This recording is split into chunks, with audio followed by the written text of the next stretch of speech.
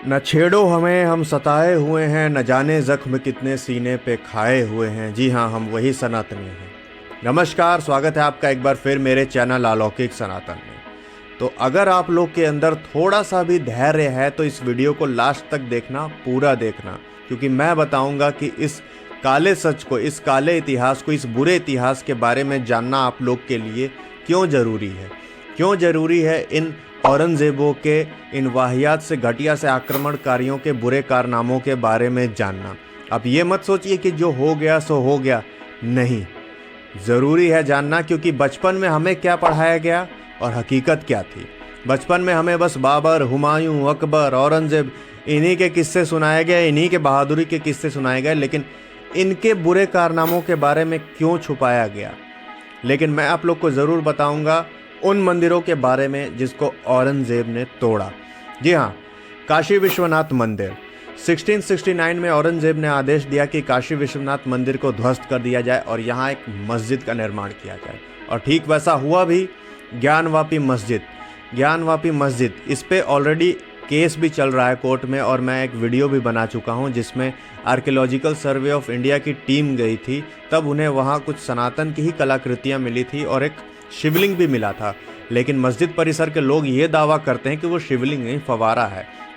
लेकिन जब टीम ने बोला कि इस फवारा को चालू करके दिखाइए अगर ये फवारा है, लेकिन वो उसको करने में असमर्थ रहे, तो मैक्सिमम चांसेस है कि वो एक शिवलिंग ही है। अगला है केशव देव मंदिर, जो कि मथुरा में स्थित है। 1670 में औरंगज़ेब ने आदेश दिया कि इस मंदिर को तोड़ के मस्जिद का निर्माण किया जाए। हालांकि बुंदेलों ने और जाटों ने इस चीज़ का विरोध भी किया, लेकिन फिर भी वहाँ पे एक मस्जिद का निर्माण हुआ। अगला है विजय मंदिर, जो कि विदिशा में स्थित था। इसको 1682 में तोड़ा गया था औरंगज़ेब द्वारा, और इस मंदिर को तोड़ के जो इसकी मंदिर की टूटी हुई सामग्री थी उसी से ही मस्जिद का निर्माण किया गया, जिसको कहते हैं आलमगीर मस्जिद, इस नाम से आज प्रसिद्ध है। अगला है गोलकोंडा। जब औरंगज़ेब ने गोलकोंडा पे कब्जा किया तब अब्दुल रहीम के घटिया से आदमी को गवर्नर बनाया हैदराबाद को, और कहा कि जितने भी हिंदुओं के आस्था वाली चीज़ें हैं उनको नष्ट कर दो, तोड़ दो, मंदिरों को तोड़ दो।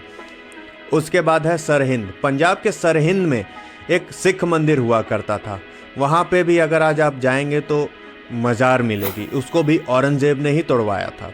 उसके बाद है सोमनाथ टेम्पल। 1665 में औरंगज़ेब ने सोमनाथ टेम्पल को तोड़ दिया, लेकिन जब औरंगज़ेब ने देखा कि फिर भी हिंदू जाके वहाँ पे पूजा कर रहे हैं, तब उसने अपनी सेना भेजी और बोला कि इस मंदिर को ही लूट लो और मारो पीटो और नष्ट कर दो बुरी तरीके से।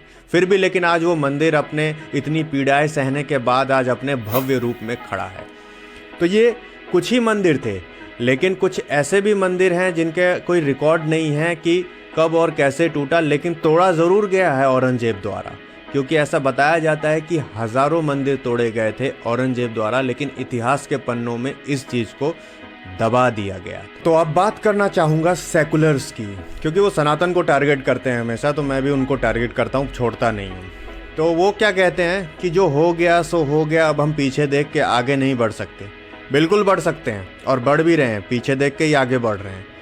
ठीक है, तो मैं उनसे पूछना चाहूँगा कि अगर उनके पुरखों के ज़मीन पे या फिर उनके पुरखों की संपत्ति पे कोई हड़प ले, कोई कब्जा कर ले और अपना कुछ निर्माण कर दे, तो क्या वो उसके लिए विरोध नहीं करेंगे, प्रोटेस्ट नहीं करेंगे? बिल्कुल करेंगे। और रही बात इनके सोच की, तो मैं बताना चाहूँगा कि इनकी सोच ऐसी क्यों है, क्योंकि ये आज तक उस चीज़ से उभर नहीं पाए जिस चीज़ से हम उभर चुके हैं। किस चीज़ से मैं बताना चाहूँगा।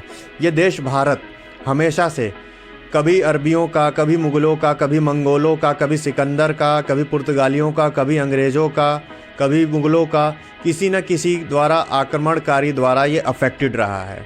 तो आज उनकी मानसिकता भी ना उस टाइप की सेकुलर बन गई है। वो सेकुलरिज्म अपनाते हैं जिसमें वो सिर्फ सनातन को टारगेट करते हैं। अन्य समुदाय, अन्य धर्मों में क्या हो रहा है उससे उनको कोई मतलब नहीं, सिर्फ सनातन को टारगेट करना है, खोज के निकालना है कि कैसे इसके पीछे पड़ा जा सके। तो इनका जो सेकुलरिज्म है बड़ा ही खतरनाक सेकुलरिज्म है। ऐसे सेकुलरिज्म को मैं दोगलापन बोलना चाहूँगा।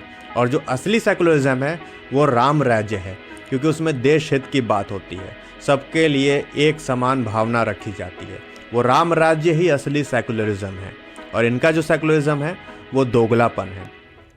और कुछ बुद्धिजीवी आते हैं, कहते हैं कि ये देश तो शुरू से सभी का रहा है, बड़ा ज्ञान है उनके अंदर।